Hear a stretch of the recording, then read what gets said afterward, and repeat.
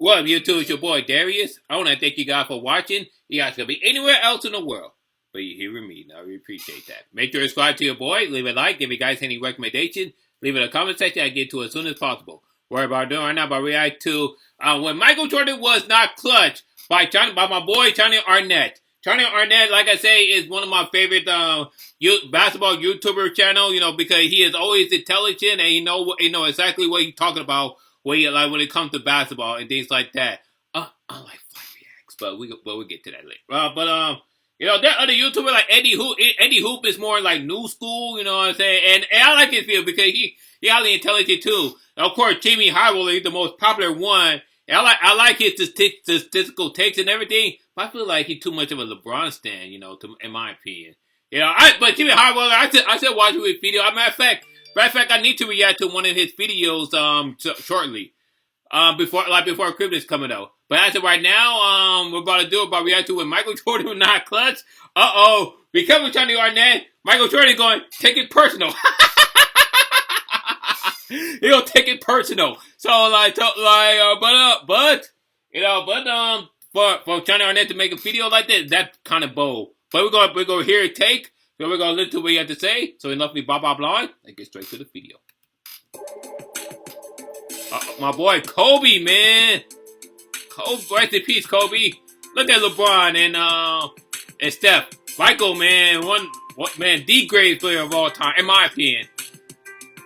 I don't put LeBron in the same category in Michael Jordan. I think, as a matter of fact, in my opinion, I think Kobe is closer to Michael Jordan than LeBron is, in my opinion. But that's just me. We all know about Michael Jordan's greatest playoff performances. Yep. The iconic moments and images where he stood out and excelled at the game's highest level when the games mattered the most. This is how he established his dominance. Kind of like how I recently did in Scotland, thanks to established titles. All right, we're going to skip to the, do your thing, Jonny Arnett. Gotta get your money.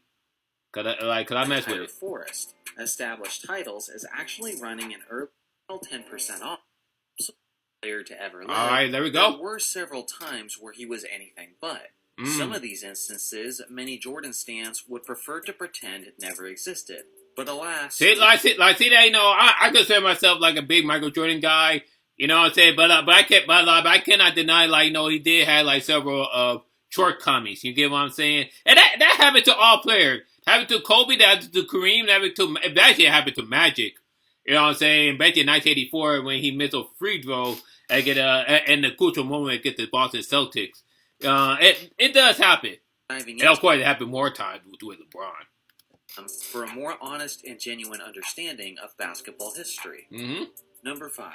Game 6 of the 1992 Eastern Conference. Ooh, that New York Knicks, man, that was scary. With an opportunity to close out the series, Jordan produced one of the worst postseason performances of his career. In a hostile Madison Square Garden, New York completely controlled the game from a physicality standpoint and had Jordan somewhat homesick. The Bulls were actually up by 2 points heading into the fourth quarter. But Jordan went ice cold in the fourth, resulting in the Knicks winning the game by 14 points. Damn. On the night, Jordan struggled his way to a total of just 21 points, 8 rebounds, and 7 turnovers. The 7 turnover, damn. See, 21 points for a multiplayer, that's a great scoring, but for a guy like Michael Jordan, that's a low standard. You know what I'm saying? And 7 turnover, damn. And 36%, ooh. On 9 of 25 shooting from the field. He was also 1 of 5 from 3-point range and only 2 of 4 from the free throw line. See, Michael Jordan had never been like the best 3-point shooter. In evidence, when he entered that 3-point contest that one year, and he had one of the lowest scores. I think it was only 5 points. So he would never was like the best he would never was like the best 3-point shooter, and that's okay because he was excellent in everything else. Number 4, Game 4 of the 1996 NBA Finals against the Seattle Supersonics. That was scary too. This wasn't just one of the worst playoff games of Jordan's career, but it was one of the most inefficient series of his career, as the Seattle defense did a fantastic job of making Jordan uncomfortable and forcing him to take extremely difficult shots. In this game, it's funny that they mentioned that because Michael Jordan, on that Last Dance document, Michael Jordan just like Gary Payton, he said something. And Michael Jordan looked at the tabulation and laughed his ass off. It was Gary Payton's Hall of Fame defense that caused Jordan problems. The Bulls had the opportunity to sweep the series, but were instead blown out in Seattle Stadium as Jordan put up a disappointing stat line of 23 points, 3 rebounds, 2 assists, and 4 turnovers. 31% shooting. That's not good. Jordan would go on to secure his 4th championship ring, but a sweep of the 64-18 Supersonics would have made it really difficult to argue against the 96 Bulls being the greatest team of all time. But that just goes to show you how dope the Supersonics were back then, because they got the defensive power of Gary Payton, got the explosive player of John Kemp, and got the excellent shooter of what that German dude name Trip. I don't remember that German dude name, but you gotta know who I'm talking about. He played the small forward. Number 3, Game 2 of the 1989 Eastern Conference Semifinals against the New York Knicks. Again? Damn! Jordan was the one dominating New York. But not on this night, as MJ had the lowest scoring playoff game of his That one New York Knicks was still not a fully developed team. But from the free throw line as well, as he finished with only 15 points, 8 rebounds, and 3 assists. To sum up just how disappointing of an evening this was for MJ, consider how John Paxson was the team's leading scorer, who took less than half as many shots as Jordan did. For their home crowd, New York crushed Chicago with a final score of 114-97. Number 2, Game 4 of the Eastern Conference Finals. That was against the Miami Heat, right? On this night, Jordan put up a stat line that didn't look all that bad, at least until you looked at his efficiency. With an opportunity to sweep the Heat in Miami, Jordan absolutely folded as he put up 29 points, 8 rebounds, and 2 turnovers. That's not too bad, but a 26%, damn, that's low. Disgusting 9 of 35 shooting from the field and a terrible 0 of 8 from 3-point range. The MJ needs to stop. Should have just stopped shooting 3-point. Since the NBA merger in 1976. Of playoff games where a player attempted at least 35. See, good thing that social media wasn't out back in 1997 like it is now. You know what I'm saying? I don't think there was any social media back then. I know there were forums. You know what I'm saying? But then again, 97. I was like 9 years old. I was just young. I was just on Nickelodeon .com, Nickelodeon website, or it's just other website for kids. I wouldn't own like Yahoo or things like that. I wouldn't own like forums and things like that. Yeah, you know what I'm saying? But thank God like social media was not out like back then, like Twitter, Facebook, Instagram, TikTok, because they would handle his ass back then. Like they do with LeBron now, like they do with Steph Curry, and like we do with other players. This was the most especially with AD shooting display in NBA history. To say that Jordan was bad in this game would be an understatement. This was literally the most inaccurate brickfest that we've ever seen in the modern playoffs.